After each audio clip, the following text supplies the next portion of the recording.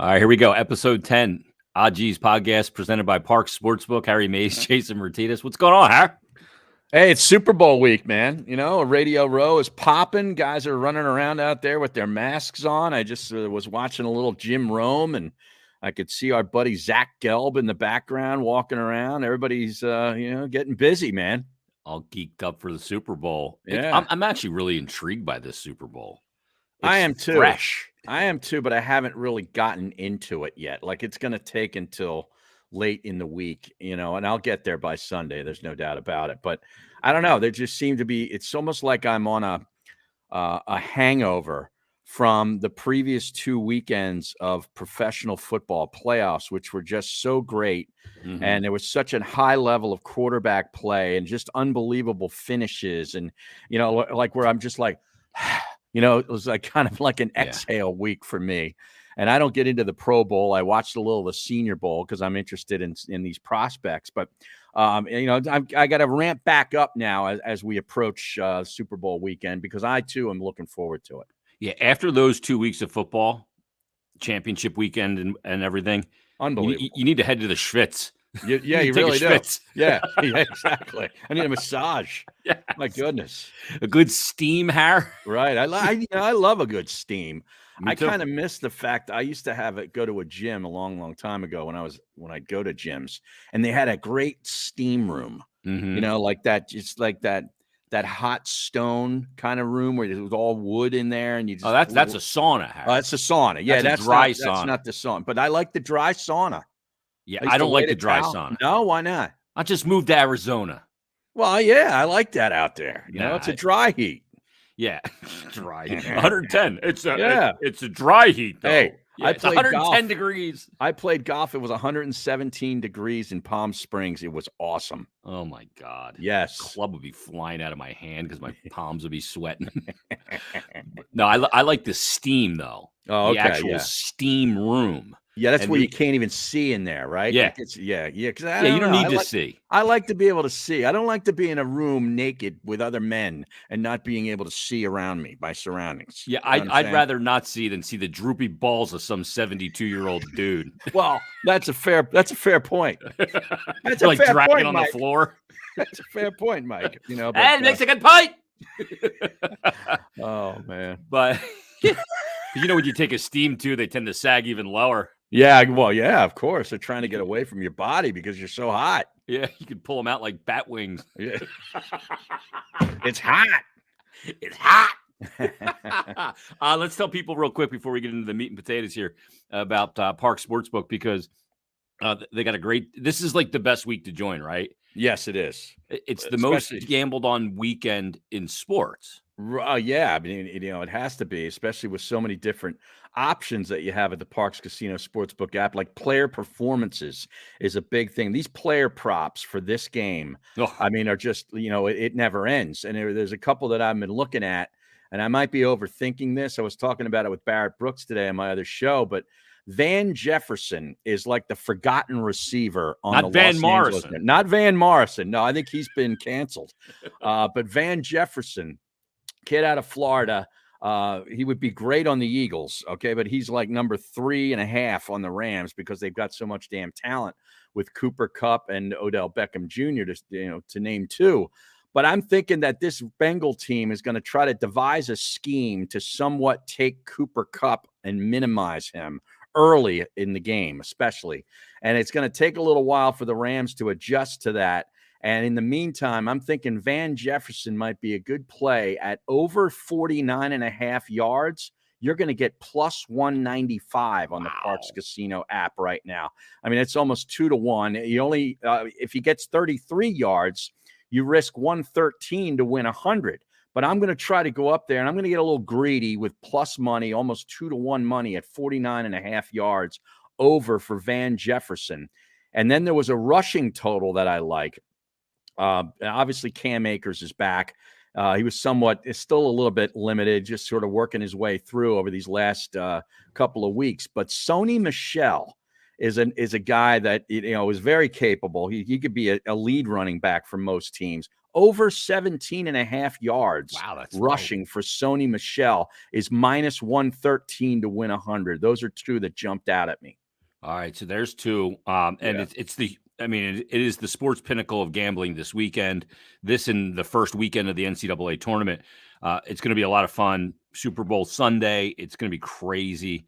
I think the game is going to be so interesting. Yeah. Stafford, Burrow. I mean, there's so many storylines here. And new customers right now, you don't need any kind of promo code or no goofy thing to type in. Just open up an account, deposit, and your first bet risk-free up to $500. You can use them on those bets Harry just talked about. And you can give them a follow on social media at Parx Sportsbook on Twitter. Make sure you also follow them on Instagram, Facebook, YouTube as well. And you get great content. You're going to get Rich Gannon stuff on Super Bowl week and all that. It's fantastic. And then daily specials and much more, player performances, in same game parlays. The in-game betting will be fun for this too. Oh, yeah, absolutely. Yeah, that's going to be a lot of fun. It's interesting to see, where the lines move depending on who scores first. And, if the Bengals or the Rams get out to like a 10-0 lead, like what can I get the Bengals at? They were +4 to start the game. Now where are they? There's different little angles that you can play on that in-game stuff. It's fantastic. Well, what would you got the Bengals at a 21-3 against Kansas City at Arrowhead? Right? Can you imagine what you could get? Imagine Harrowhead was probably at least plus 2,000. Yeah, exactly. I mean, that's insane. They were down 21-3. Nobody thought they had a chance to come back in that game. No. And they come all the way back. They win it in overtime. It's an incredible story. Real quick, before we get to some more stuff with the Sixers and Harden, I want to talk about. I actually want to talk about some sports today. No. Oddly enough. But 4 years ago today, you remember where you were 4 years ago today, Har? Yeah, I do. And I was with you.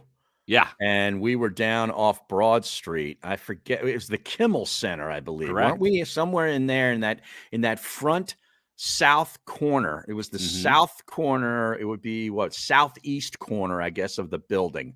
And we had a nice vantage point of Broad Street and the sidewalk, and it was all windowed, glassed up. And you and I were in there doing our radio show from 10 to 2 on parade day. And I tell you, doing it, what we've done over, for the last couple decades in radio, you get the opportunity to experience some really unique things that, I otherwise wouldn't have been able to. And just to do that parade day with that parade, because I did the Phillies parade years ago back in 2008 with Jody Mack, and that was great too, but it didn't approach this. Like, this was like one of the most unique shows I think I've ever done in my history in radio, because we walked around, you and I, before the show started and even after we were done, and you're just looking at the people, and we could see them walking by as we're doing the show, and we're, waving to people and all this kind of thing. You went out in the street, I remember, with a microphone, with like a wireless mic, and we're talking to people. And it was just maybe the first time that I experienced true joy, like being surrounded with an energy of true joy. Yeah. In a world that's incredibly jaded, negative, Philadelphia sports world, especially, right? Correct. There's an insecurity that's to it. Oh, yeah. If something bad's going to happen, it's going to happen here, whether that's on the field, off the field, whatever it is. And you're right. That day, there was this energy of positivity, elation, whatever you want to call it. Right. And that was shared by every single person there. Right. And you could feel it. You could feel it from the moment you got out of the car and were just down amongst it. There was such a vibe. It was so cool. And there's moments in my broadcasting career, and that's right up there with some of the best. Interviewing Robert Plant's obviously there for me. Yeah. But the Eagles Super Bowl parade, the show we did that day, and I got down there with that wireless. I was up against the gate. Yeah, I know. I'm trying to yell for players to come over. Nobody came over. But you were like in the human crush out there, My feet weren't even on the ground. No. I was just floating. It's like it was like you were jacked up against the boards and your skates were just dangling there, It kind of reminded me how I felt when they put the signs out for the Monsters of Rock that Metallica was coming on, and the crush of fans came up to the front after Kingdom Come at JFK. That could get scary. Yes. A little bit different crowd. Not much different though. No.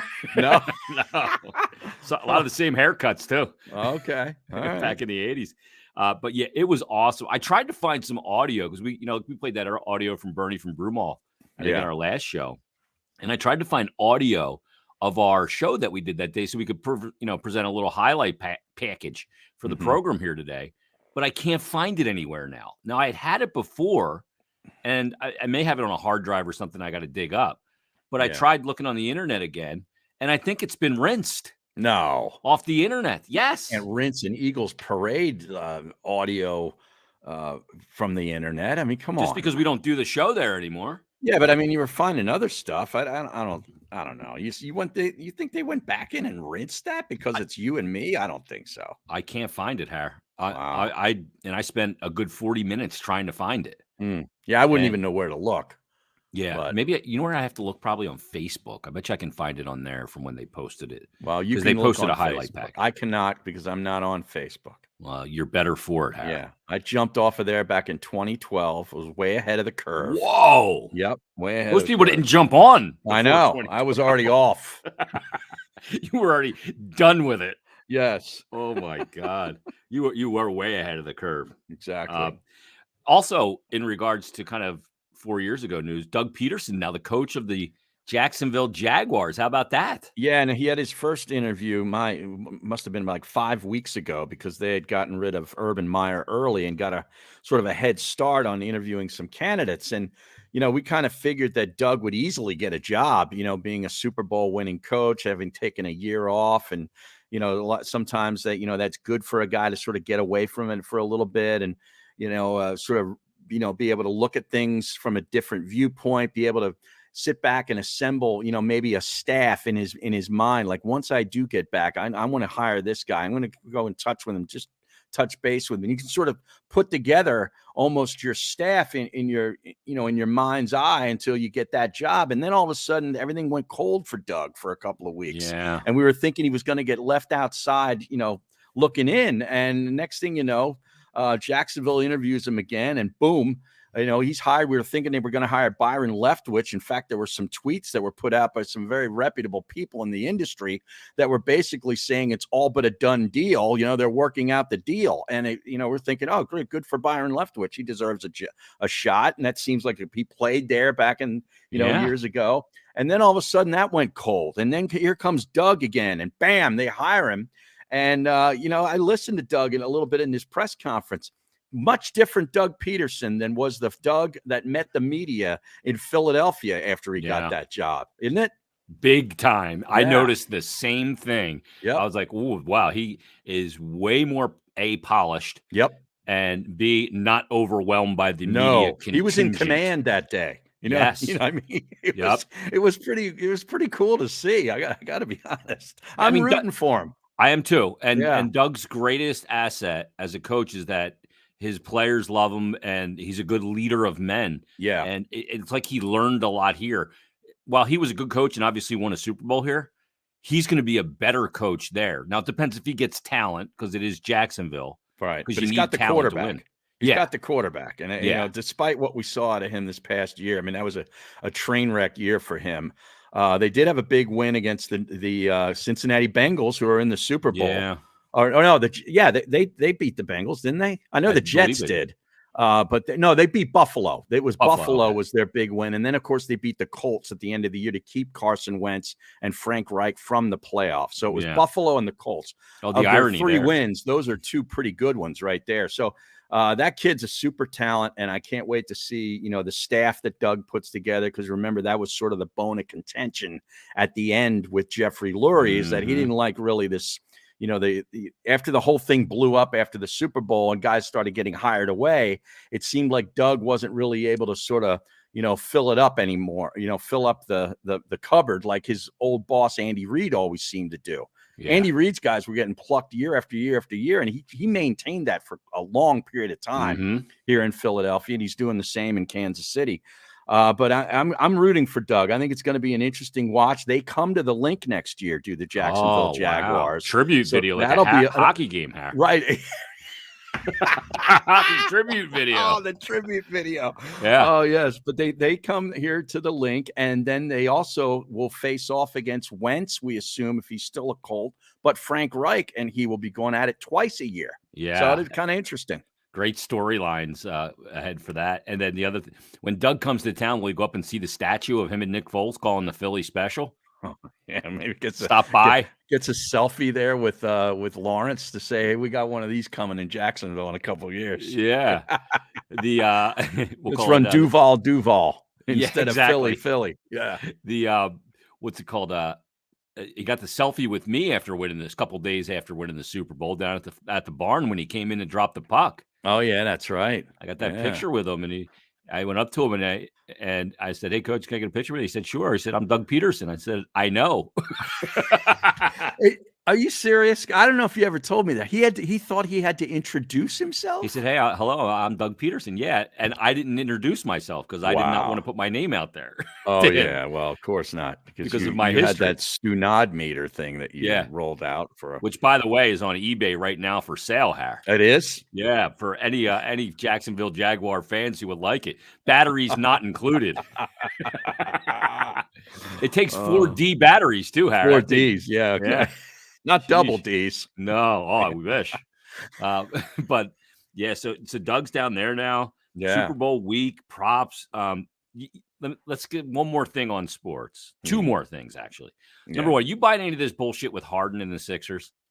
Does it make any sense for the Nets to trade him to the Sixers when they're trying to win? Not right now. It doesn't.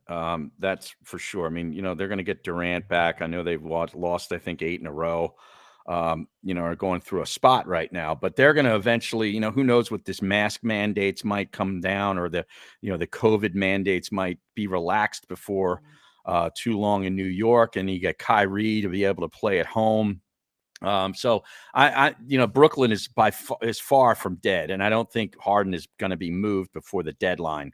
I think it's going to happen, though. I really do, because Morey is going to make sure it happens. This seems to be his great white whale.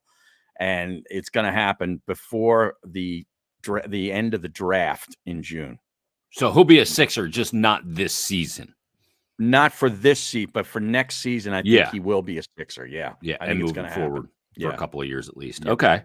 Well, I mean, look, they've been unbelievably good considering what they're missing. I mean, no doubt. How about it? What are they, a game and a half, 2 games out right now? I think they're in 5th place. They just beat the Bulls over the weekend on the road, which is a great win. I mean, the big guy's been out of his mind. I mean, he is just playing at an all-time MVP level. I think that with him, like, so much has been made because, Shaq ripped Ben Simmons, then Ben Simmons was DMing him. That was awesome. And, the whole I love Shaq. I do too. God, I love Shaq. He's like the way he talks. You know what? Mike paved the way for me to get paid. I paved the way for It's like, dude, spunk up a little bit. He doesn't give a shit. He doesn't need to, because he's Shaq. Yep. People rip him for doing commercials with the General. He doesn't care. He doesn't give a shit. No. You're right. If you want to find good broadcasters, find guys that don't give a shit. Right. Barkley. Because they'll say something because they don't care if they get fired. Exactly. See, that's the problem with our media, Har. Yeah. Everybody's afraid to say something because they're going to get fired. I know. But Shaq and Barkley got so much dough and so much I don't give a crap that it doesn't matter. So they'll go out there and actually say something. And they'll fight against cancel culture, which is even better. Oh, I know. Yeah, they're both of them, I think, are too big to cancel. I really think. But you can't cancel anybody, I don't think, that doesn't care. Yeah. You know what I mean? I think that's part of it. Yeah. I agree. Shaq is great. But like all this conversation, then Embiid last week puts out that tweet, Har, where he tweets out the mega pack of Charmin Ultra Soft with no comment. Yeah. What do you think that was? A little cryptic tweet. Holy passive aggressive. Designed for Ben Simmons. But he was on with our old colleague Mike Missinelli this week and made some news. It was a really good interview. And I got some great quotes out of it from Embiid. And it's not just that it's Embiid. It's like, when have you ever heard a top flight athlete, much less, an MVP caliber athlete in their sport, say things like, I have no pride. My goal is to just win a championship. That was in reference to bringing other players to the team that he might not, get along with, like or whatever. He's like, I have no pride. If the Or management defer thinks to at certain points in a game. right, if the management thinks they're going to make us a better team and help us win, I'm good with it. Yeah. Like, In other words, it's not all about me. exactly. That's very rare. The other thing I saw was he's talking about, when your names come up or name comes up in trade rumors, like, Ben Simmons got all butthurt about it, right? Yeah. He said, this is a business. You never know what can happen. You can't get your feelings hurt just because your name is in trade rumors. Yeah. Uh-huh. Again, he's a guy like Shaq that doesn't seem to give a shit and will No. just say it. No, and he's matured so much in the last couple of years. We've Oh, seen yeah. this right before our eyes, physically and emotionally and mentally and everything. And he went on to say in another situation where he's talking about, getting on guys after last year that, might have, screwed up in the playoffs or whatever, including himself, because he's challenging them. And he says, so I think at the end of the day, you've got to have some self-awareness and kind of look at yourself and see how you can help the team. When have you ever heard the term self-awareness and a professional athlete be uttered in the same sentence by themselves? Publicly. Yes. Right. You're so right, Harry, because, the thing about him, like you just said, like he's matured so much physically, mentally, and all that. I think the area too. Yeah. And competitively. Yeah. Like that's the part that matters too, is that it's not about me being great as an individual. I want to win, and I don't care about anything else. I just want to win. Mm-hmm. And that maturity allows you and allows the team. And I'm sure Daryl Morey and Doc Rivers are like over the moon about it. Yeah. Is, hey, we can bring in anybody as long as they're going to help us win. This guy's on board. Oh, he's good because he knows he's the guy. It's his team. Yes. Primarily. But, think about Jimmy Butler and him. If we could have just kept that going. Yeah. Two guys like that, right? Yeah. Two guys that hold themselves and everybody else accountable. Yeah. God forbid. That's a huge thing. And we'll see what they do. I mean, I see these rumors. One guy saying I heard from a source that there's no way they're dealing them this year. Another guy said I heard from a source that they'll deal them and a deal will be done in a couple hours. I know. It's all just a bunch of bullshit. I know. And then I saw on Crossing Broad just today that there's people that are in and around Simmons that say if the deal isn't done, that they're recommending he go back to the Sixers and all this stuff. Who knows? It's just drama, man. That's not going to happen, though. Right? I kind of doubt it, but it would be interesting. I think it would be fascinating. Like Embiid says, they're a better team with him on the court than with him sitting at home. So yeah, when Embiid tweeted out a picture of the mega pack of super soft Charmin hair, I think that you think that did it? Gone. Yeah, that bridge is burned. I don't even know if that did it. I think he's just such a pussy that he just can't handle it. So, how about at Ruin Tomorrow checking in? Oh boy, he says violation, Bo, with the Eagles hoodie. Should be a G jersey. I don't have a G jersey. I like that hoodie. That's that military thing you had. Salute to service, huh? Yeah, salute to service. That's a good looking item. Yeah, but he brings up G. This is the first one of the. What about you? What about you getting the All-Star sweater that G wore when he won the MVP? No, I don't have any Giroux jerseys. I don't have anything Giroux. That looked like a cool jersey. That was like a blue, couple tones of blue. Yeah. It was a cool jersey. And he had a great weekend. I mean, he was fantastic in the game. And I mean, how about, let me ask you about this. And this is going to lead to another discussion about ESPN, the worldwide leader. Emily Kaplan from ESPN, who covers the NHL there, is like an insider and does a bunch of different stuff, both on and off camera. She asked Giroux after he just won the MVP. She asked him, do you have any message for Alexander Ovechkin, who couldn't be there because he tested in COVID protocol, which I think is bullshit. He just didn't want to go. He found a test and rigged it because he's always trying to get out of the All-Star game. Oh, yeah. And do you have a message for Alexander Ovechkin? And Giroux's like, I just won the MVP. Yeah. I replaced him as the captain. Like, why are you asking me about him? So he said, not really. That was his answer. Like, what am I supposed to say? Right. Yeah. Do I have a message for him? And then he goes, I don't know, get better. I mean, yeah. What could she have been looking for there? What do you think the intent of that question was? Where's the upside in even asking it? Right. I mean, where's the upside? Hey, why? I got a call from the organization because of that question. You're You right. know? Why would Mike do that? I mean, why would he tell Zach Ronaldo he can't play? Oh man! You Now know? I got to admit I didn't watch one lick of the NHL All-Star festivities. No? Nor did I watch the Pro Bowl. Nor will I watch the NBA All-Star Weekend. Yeah, I don't like the All-Star games either. I don't even No. like 3-on-3 in hockey when it means something, Harry. Right, I know. And it's a bastardization of the game that It you is. love. Yes. Yeah. There was some cool stuff in the skills competition with like guys like Trevor Zegras and doing the blindfold thing and like What was that all about? He is unbelievable with his stick skills with a puck and like rolling the puck onto his blade like a lacrosse stick. It's unreal what he can do. One-handed, it's just sick. Wow. He's so good. But for Ruin Tomorrow, I don't have a G jersey. The only thing I have Giroux related at this house is I have a couple mini helmets behind me. Yeah. Not one of the masks. And it's signed by about like 7 Flyer captains on one helmet. Wow. So like Clarkie's on there, Rico, Derek Desjardins, who else? Keith Primo, Giroux, Dreams. Yeah, there's a bunch of guys that former captains, Pooley, Dave Pooley. They're all signed on one helmet. So that's a nice item. That's a nice El Capitan, token there. Yeah, exactly right. What do you think you could get on eBay for that? Oh man, probably a lot because of the history. There's still a couple more I'll probably get that were captains. Like I'm not gonna get Mel Bridgman, who was the captain for a couple of years when Clark was still on the team, and he had to give up the captaincy because he was a player coach, and you couldn't be a captain if you were the player coach. Oh wow. Pronger's on. I got to get Pronger on there, and I don't have Richards because he never comes back to town. Oh okay. But I got to get Richie on there if he comes back. He doesn't ever come back. Nah, he just sits up in Kelowna and fishes. Oh, really? Yeah, Kelowna? Where's that? Up in Canada. Ontario or? Yeah, well, so, yeah. Oh, okay. He just fishes all the time and hunts and stuff like that. He's a lunatic. So, real quick too, Harry. I have a review for the show today. Oh, no. Did we find a negative one? No, not for our show. Oh, I want to review a product.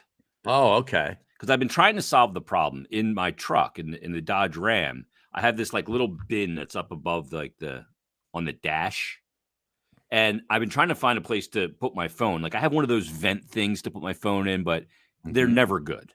They always fall. It just looks clunky. Then it blocks the vent from heating or cooling the car. Right. But I got this phone because it's got a kickstand on the back. All right. So here's the phone case. Okay.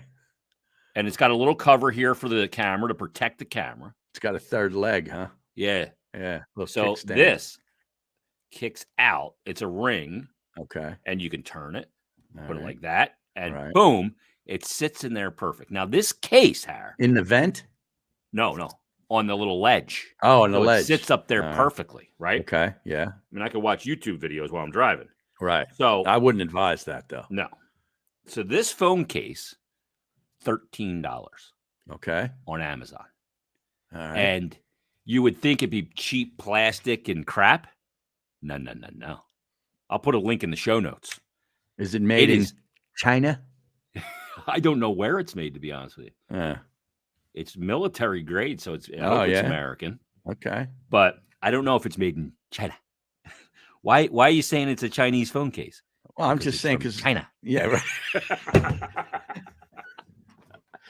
But so I highly recommend it. Okay. What's it called? Like, is there a name for it? Or like a product, like a brand name? Or it says Discover Innovation. There probably is. Okay. I'd have to look into my Amazon account. Because I have the WeatherTech deal. Oh, yeah, they're good. That's high quality there, too. The thing that you sit that, and I think that's American made. You sit that right in your cup holder, and it can be adjusted. Like there's, swivel arm. It's got about 6 or 7 different cups in it. So depending on how wide your cup holder is, you take cups off, add cups on, whatever it is, it fits in there nice and snug, right? Yeah. And then you can sort of, tilt up the arm and tighten it, and you just drop the phone right in there, and it plugs in from the bottom, and you're good to go. And it's not all messy and disheveled looking. No. Yeah. No. It's a good item. The company is called Cloud Valley. Okay. that made this. I don't know if the Cloud Valley is in Shanghai or if it's Yeah. in California, but it's a great product. So there's a little product review All for right. you. Good. Uh, We like that. Real quick, I want to get your thoughts on something because Sunday, the 13th, this weekend, Mm-hmm. I am taking my daughter to a concert. Now, my daughter's 13. All right. My daughter, Kira Lee. And we're going to see, we were supposed to see this concert in May of 2020. We had tickets, the whole thing. But it was obviously postponed or canceled or whatever because of the pandemic. Mm-hmm. But we're going to see Billie Eilish on Sunday. Where? At the Wells Fargo? That's exactly right. Okay. Now you're going to miss the Super Bowl for Billie Eilish? Holy shit, you're right. What? What? Dude. Oh, the old lady. I hate to do it to Billie Eilish. Yeah, the old lady's taking her. I'm texting her right now. Let me do a voice to text to the wife. Get her on the horn. I want to hear her reaction. Actually, all right, we'll see if she'll come on you're on the show. I'll put her on Billie the Eilish. I like a couple of songs by Billie Eilish. Yeah. She's a good performer and everything. Let's see if the old lady is. She's probably in a meeting. I don't know that she has a catalog where that show's that long though. Yeah, I'm gonna be dizzy, Har. I'm gonna have to take advantage and get a jump start on Pennsylvania's new legalization of weed. Yeah. Oh man. You totally blanked out on the fact that it's the Super Bowl. I did. I love that. I'm a total ass. Yeah, the song "Bad Guy" I think was her first big hit. I love that song. Is that right? All right. Yeah, I'll have to check it out. And then there's another one out. Not now. I forget what it's. I can't believe the show is on Super Bowl Sunday. Yeah, man. I am so freaking dizzy. Yeah. I just stopped at Wegmans this morning to pick up some groceries. Mm-hmm. And I had to get the 4 Jell-O packs of flavored gelatin and 4 unflavored pouches of gelatin. You know what that means, Har? Is that because somebody's going to make some edibles? Yeah, the old lady visited the dispensary yesterday. Oh, my God. Yeah, got the oil. Uh-huh. Because the initial batch is finally dried up. Okay. So, well, I mean, is this, are they that good that, maybe she could use this as a side hustle? Yeah, that would be illegal, Har. Oh, yeah. Wouldn't it? I don't know. Everything's legal now, isn't it? I don't know. I mean, she's got the card. Yeah. So I don't know if we can distribute. Well, you get Aton to distribute it. Where? To his mouth? Where's he going to distribute it to? He'd be your biggest client. It'd be like vertical marketing. You just have my only client. Yeah, that's that happens a lot these days. It'd be like Bruce Cutler for the mob. Yes. The old attorney. The voiceover. Oh, I thought you meant the voiceover guy, Cutler. Oh, no. Jim Cutler. Not Jim.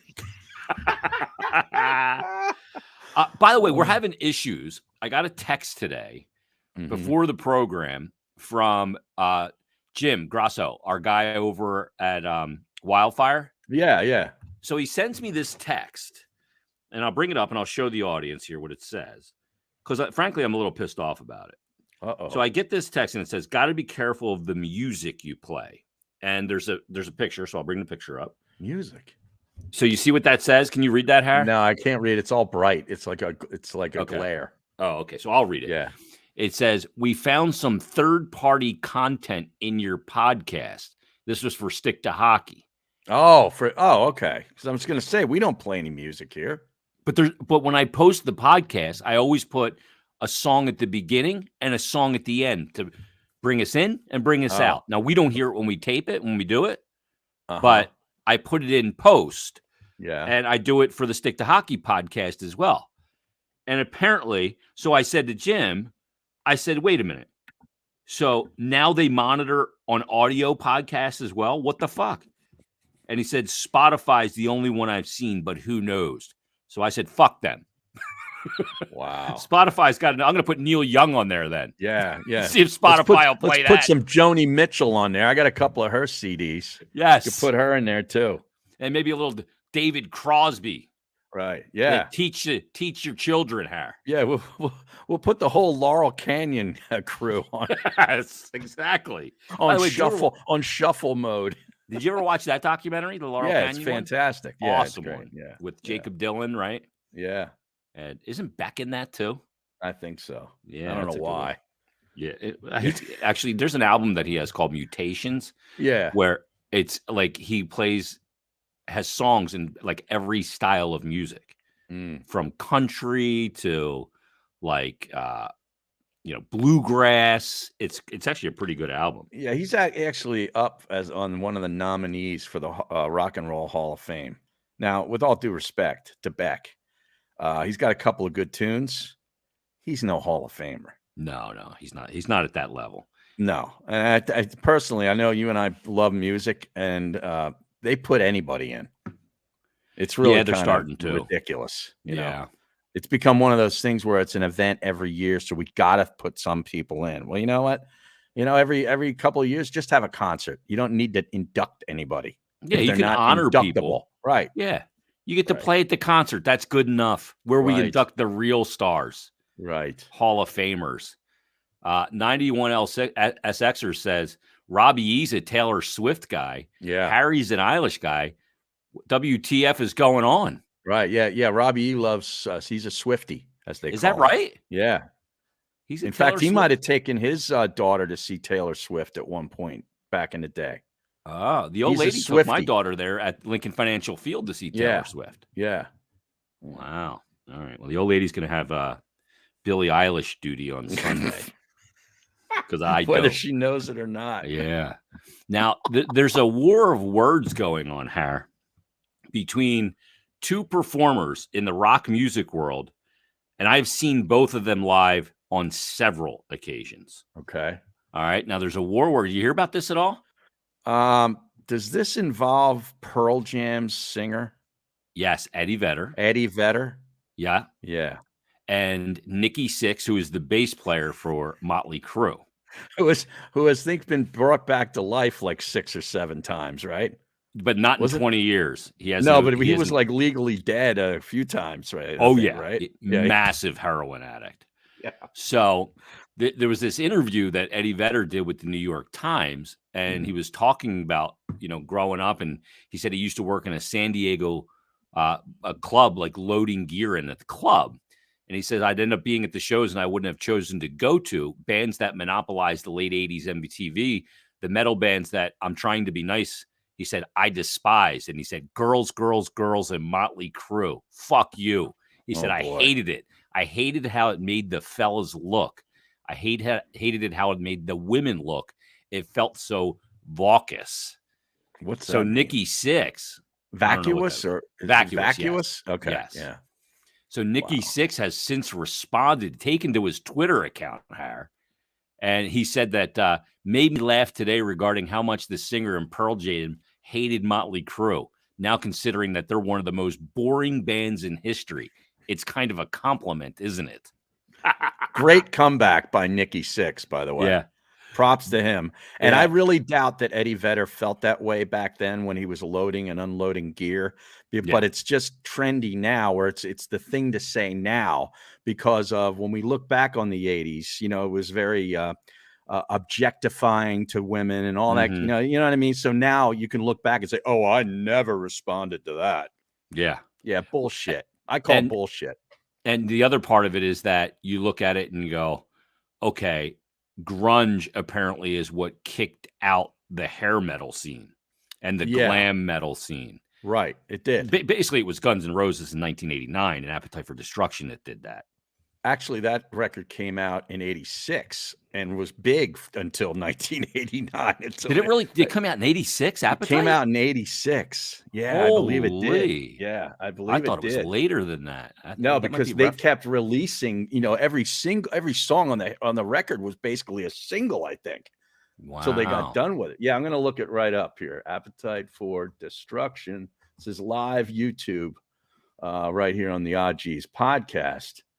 And 1987 it was released, July of 87. Okay. All right, so I was off by a year. But yeah, the summer of 87. Yeah, because I was in Temple. I was going to Temple University then. That's when I got there. And I remember, I mean, that Sweet Child of Mine, and what was the other monster hit off of there that came out early? Well, the first one was Welcome to the Jungle. Welcome to the Jungle. Yeah, that's the one. That's a hockey song to me. Still That's where is. the Yep. where the Flyers come out of the room and they jump onto the ice and Yep. You know where you are. yes, The whole thing. yes. Yeah. And Oh. the funny thing is, I saw them open up for Aerosmith. You saw before Guns the N' album Roses exploded. open up. Yes. Wow. At the That must have been Spectrum. incredible. Yep. Now, what Aerosmith record were they pimping then? Probably Pump. Pump. Okay. Yeah, That was the probably one around with the that old time. pickup truck on the cover, Yeah. right? Loving an Yeah. Elevator and Yeah.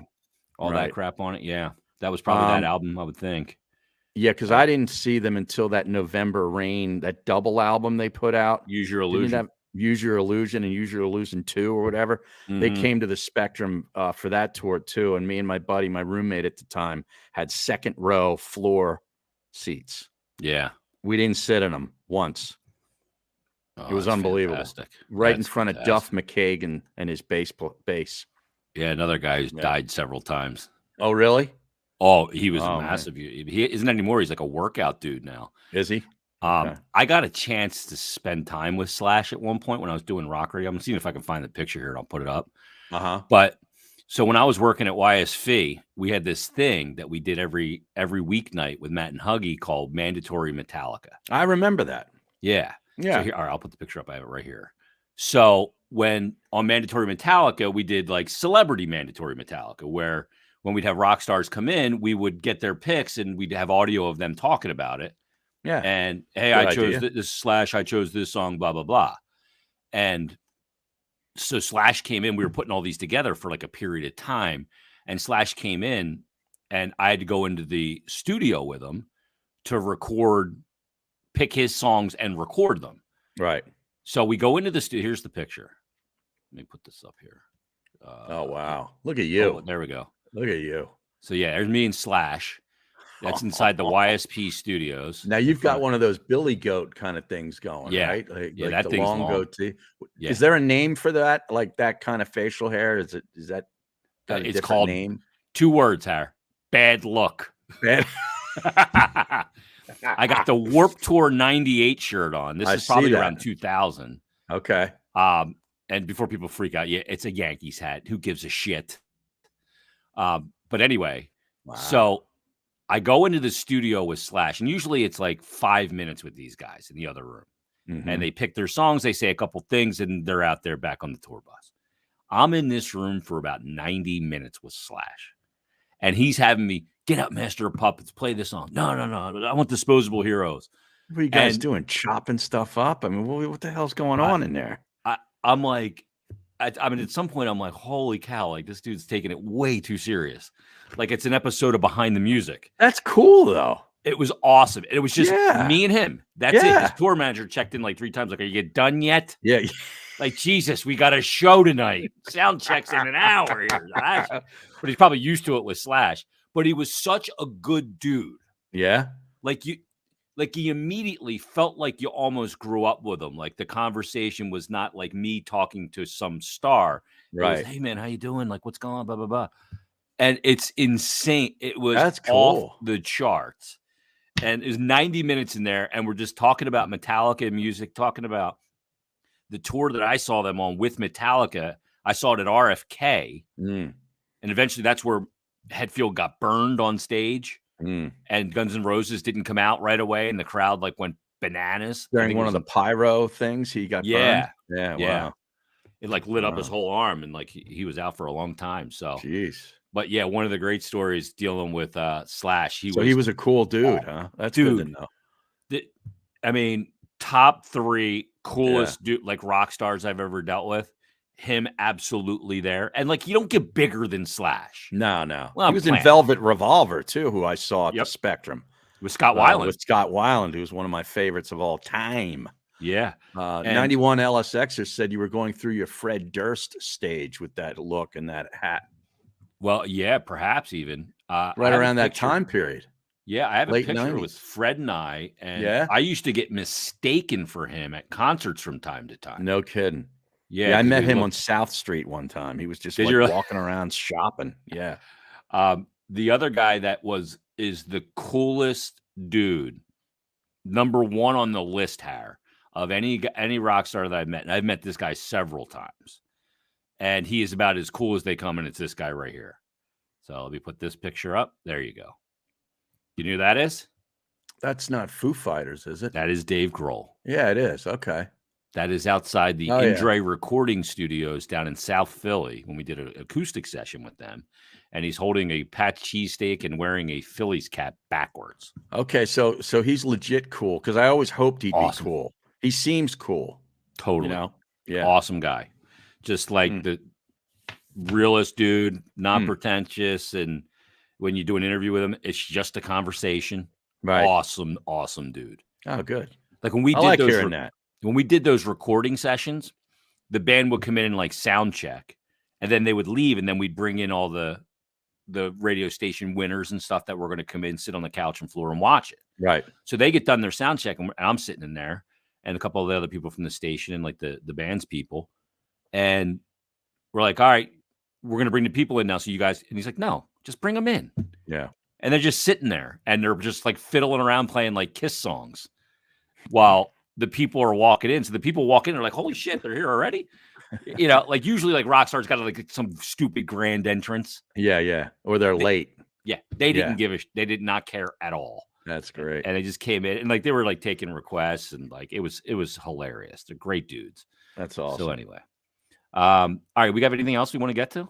Yeah. I gotta rip one of these ESPN former athlete talking heads, Ryan Clark, who I used to like actually when he first got to ESPN. He was a pretty good football player too, for the Steelers. I think he spent a year or so with Washington as well.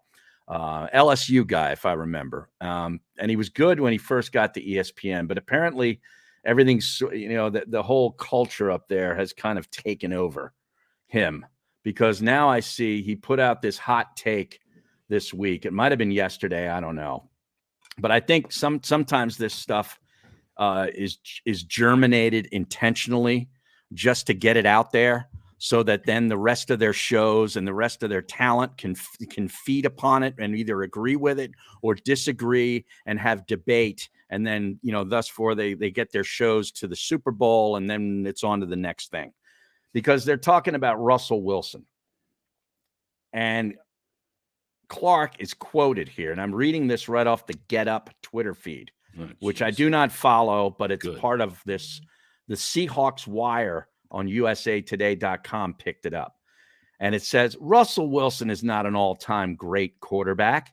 He's never going to be in those conversations. We have to stop putting him in that world that any team that has Russell Wilson can win a Super Bowl, end quote. Ugh. I mean, I don't even need to go into the reasons why that's a stupid hot take. Do I? I mean, is he a 9-time Pro Bowler? He's a Super Bowl champ. I mean, he's incredible. And he's had to do it all by himself for the most part, because he never has an offensive line. He rarely has a running game. And for the last 5 years, hasn't had a defense. Yep. So I don't know. I don't get it. Like, where does that guy come up with that? He knows football. No, he didn't come up with it, Harry.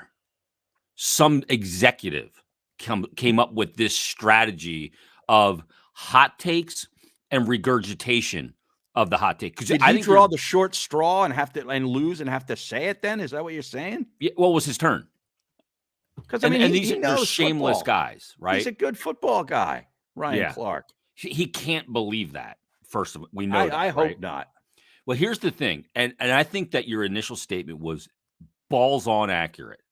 That they say these statements, and they do it for two reasons. One, the shock value of when it happens, and the fact that it gets picked up by all these different outlets, number one. But then number two, to make the next day shows easier. Right. It becomes Did you hear part what of Ryan the Clark agenda. said yesterday? Now Stephen A. Smith. Let me tell you, and the then it was whole on thing. PTI. PTI will talk about it, and Wilbon will give his take, and it just sort of perpetuates the whole machine. Yep. Yeah. And that's what it does. And it's cannibalizing itself. And what it has done to the industry of, first of all, ESPN, and then the industry of, because that tactic has invaded sports talk radio. Oh, yeah. Well, it's taken over, really, the hot take scenario.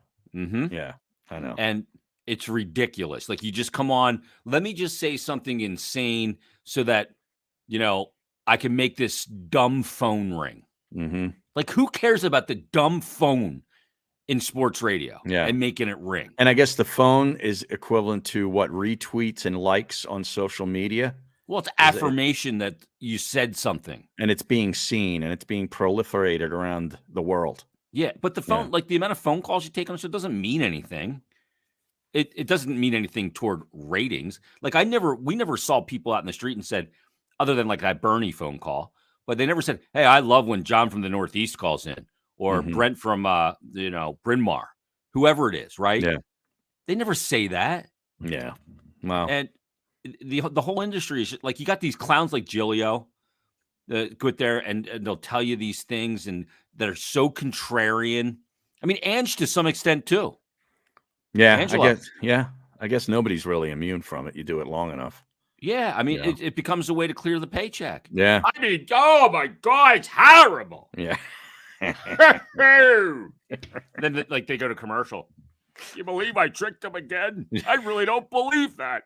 I think Andy Reid's a great guy. Oh. I ran into Jonesy the other night, and I said it was right after the Chiefs lost, right? And I said, I imagine Ange was fit to be tied about Andy Reid because he hates Andy Reid. He's horrible. He's a bad human. And just like, it's like, oh, okay. Like there wasn't bad humans here. Right. And he just eviscerated him. Oh, yeah. Oh, boy. Yeah. But you're right, Har. I'm glad you got that off your chest because I can't watch these shows. I mean, of all the players to come after, too, like what did Russell Wilson ever do to you? Yeah. Like, seriously. It's like that donkey out in Pittsburgh, that slob Mark Madden that I just bitch slapped. Oh, I see you going at it with his takes on Twitter every night. You did it just this past week, didn't you? Well, he doesn't have takes. He has a take. He just trolls Flyer fans.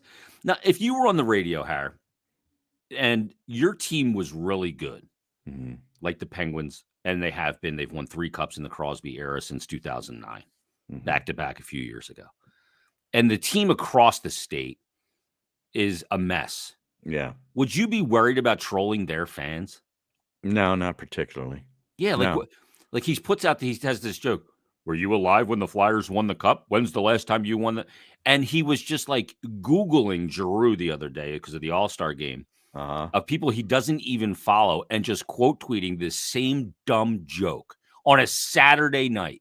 On a Saturday.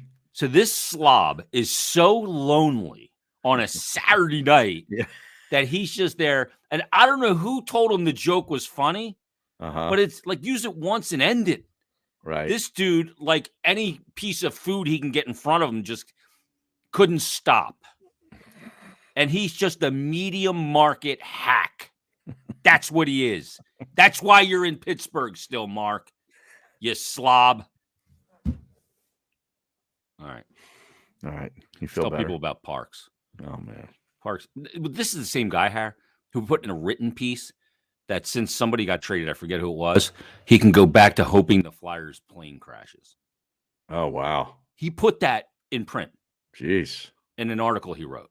That's pretty bad. Like, come on. Yeah. Anybody that supports that dude is a loser. Parx Sportsbook, speaking of winning, is where you got to be for everything this weekend.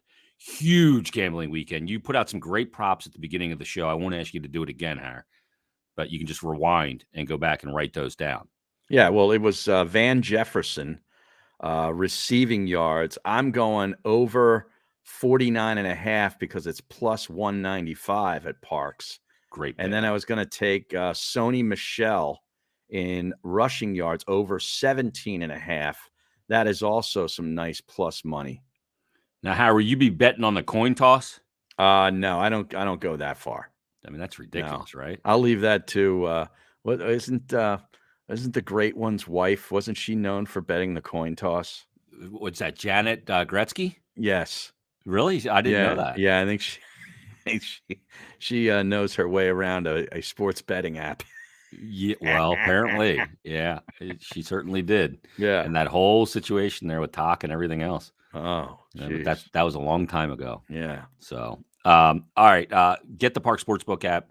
Get in on all the action. If you're using another service, check this one out this week. You won't regret it. It's easy to navigate. Like Harry's navigating the whole thing during the show. Multitasking, right, Harry? I have it up right there. There it you go. is. Yeah. Might be time for you to upgrade that cell phone from the 8, Yeah. buddy. You think so? Yeah. Yeah. I went to the 12. I'd like to get rid of it Completely? before I'd upgrade it. Yeah. Yeah. It's not you would be ahead of the curve there again. I know it's never going to happen, but no. What would you? I mean, how would you ever get those texts from Mikey Miss without a phone? Yeah. Yeah. I mean, Nick That Cale start out, dude. Nick Cale couldn't send me 50 texts a day. Oh my God. Hey, check what I just tweeted. No. I'd rather not. That means I have to unblock you. Exactly. I got to unmute you. Yeah, that's what you got to say to them. New customers, if you sign up now, just deposit, no promo required, and get a free bet, risk-free bet up to $500. And follow Parx at Parx Sportsbook on Twitter, Instagram, YouTube, and Facebook as well. And you'll get great content there, daily specials, and much more. And use it for this weekend. It's going to be a monster weekend. Plus, you got NHL back, NBA, college hoops as well. Tons to get in on. All right. Anything else? Any last words, Harry? No. Enjoy the Super Bowl. Hopefully there'll be a good commercial or two. Well, I'll be at Billie Eilish, so no. You have to fill me in. Are you going to have to go? Like I thought the old lady was going to take over that duty. I don't know. I haven't gotten a hold of her. She's not taking my call right now. No, that's a bad sign. That is a bad. She's probably. I was going to say she's probably watching the show, but then again, probably not. Probably not. She was smart. All right, everybody. That's episode 10. Leave us a rating and review. Subscribe if you will, and we'll talk to you next week on another brand new episode of Odds. Have a great day.